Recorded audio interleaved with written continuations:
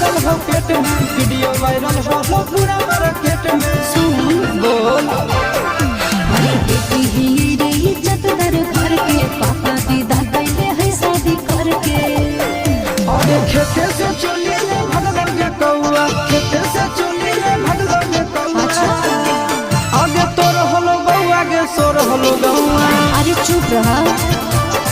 आगे तोर होलो बउआ आगे सोर होलो गौआ